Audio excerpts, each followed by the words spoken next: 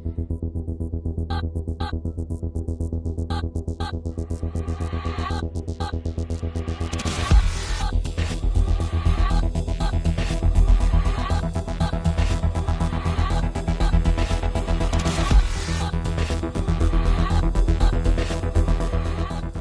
história desse livro, né, ela remonta lá a 2013, quando foi pensado, né, um projeto de reconstrução da memória dos professores da UF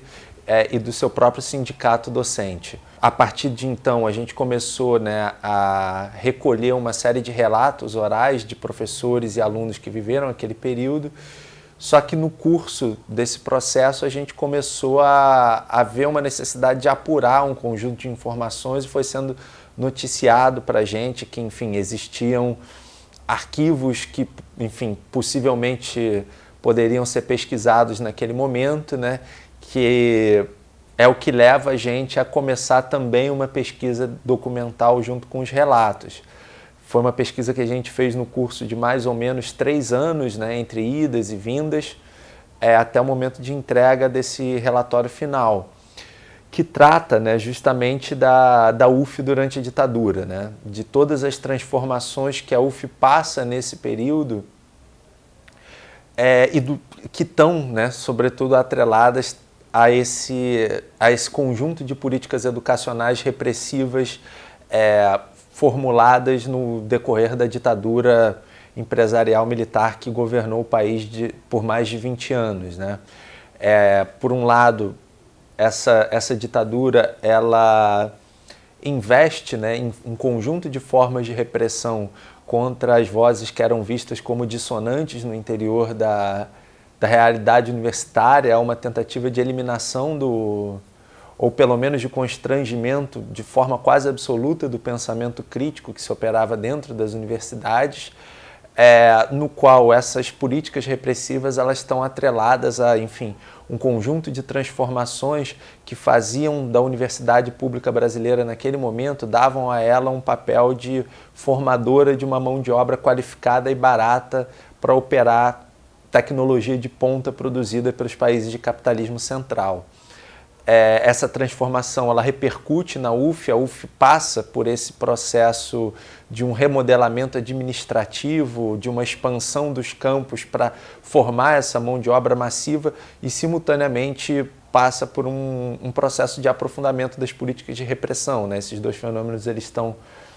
atrelados. Se cria na UF, a partir de 71, né, um órgão chamado Assessorias de Segurança e Informações, que era um órgão do Serviço Nacional de Informações instaurado dentro da universidade com o objetivo de realizar tanto atividades de vigilância quanto atividades policiais dentro da universidade, coordenar a ação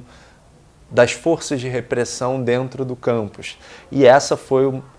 uma das nossas principais fontes de pesquisa, né? Claro que com fontes bibliográficas também, fontes de memória oral, mas a gente enfatizou isso com o objetivo de reconstruir, por um lado, né, os episódios de repressão vividos na universidade, numa expectativa de que eles não voltem a acontecer, e reconstruir também, né, as lutas contra isso feitas pelo movimento docente, pelo movimento discente, que conseguiu preservar, ainda que minimamente, ainda que atacada brutalmente, a universidade pública brasileira. Né? Durante a ditadura se gesta um conjunto de medidas privatizantes em relação à universidade, e graças à luta e à resistência de docentes e de discentes e de servidores técnico-administrativos que essa universidade conseguiu ser preservada, pelo menos no seu caráter público, para que num segundo momento, com o ascenso das lutas no final dos anos 70, se conseguissem algumas conquistas no curso dos anos 80. O livro trata muito sobre isso, sobre esses episódios, enfim, né, a gente espera que ele contribua, né, tanto para as lutas por memória e verdade que existem contemporaneamente, quanto também como uma ferramenta de luta em defesa da universidade pública, da universidade gratuita, de qualidade, socialmente referenciada. E, enfim, a gente espera que nessa semana agora de serviço social, que é um momento importante daqui, que esse livro possa contribuir de alguma forma a esse debate e a consolidação, né, dessa Semana de Serviço Social, que é uma das trincheiras de luta importantes dentro da universidade, né? A produção do conhecimento crítico nos cursos de serviço social é algo muito valoroso, muito importante, e espero que desse diálogo possam surgir bons frutos. A importância disso para o presente é, por um lado, né, conhecer, né, as marcas que esse passado deixa no presente, mas também enfatizar o papel da memória, né? Rememorar esses episódios do passado para evitar que novos episódios de arbítrio voltem a ocorrer no presente, né? A gente vive hoje na universidade um quadro de duros ataques, de uma ofensiva privatizante, de uma ofensiva repressiva também, né? Que se expressa na tentativa de censura de cursos contemporâneos sobre o golpe, uma ofensiva de censura também que grupos ligados ao movimento Escola Sem Partido tentam colocar essa censura sobre qualquer forma de pensamento crítico, né? Há uma tentativa de retorno a um modelo que tentou ser gestado durante a ditadura, né? Ou seja, pensar a educação como um mero processo de instrução, um mero processo formativo, né? De forma a modelar essa mão de obra que vai operar esses conhecimentos técnicos científicos avançados. Ou seja, eliminando a dimensão crítica para fazer da educação uma mera reprodutora, né, de conhecimentos já ossificados e de conhecimentos funcionais, né, aos processos de acumulação de capital contemporaneamente. Essa tentativa de eliminação, né,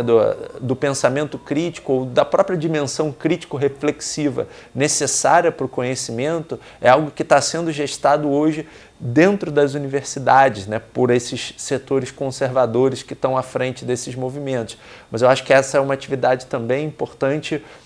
no sentido de algo para fora da universidade, né? Ou seja, de poder,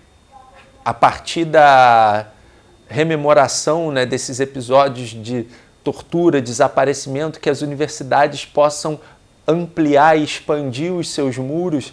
e ampliar o seu diálogo com as periferias, né, com aqueles que estão em tempos contemporâneos, né, de uma democracia blindada, de uma democracia restrita e de aprofundamento do estado de exceção, para que a universidade possa ampliar o seu apoio à luta, né, dos moradores de favela, de periferia, dos negros e da própria classe trabalhadora que sofre no passado e no presente com os impactos dessas políticas de repressão, de genocídio comandadas pelo Estado brasileiro, né, que é um dos aspectos das permanências da ditadura no tempo presente.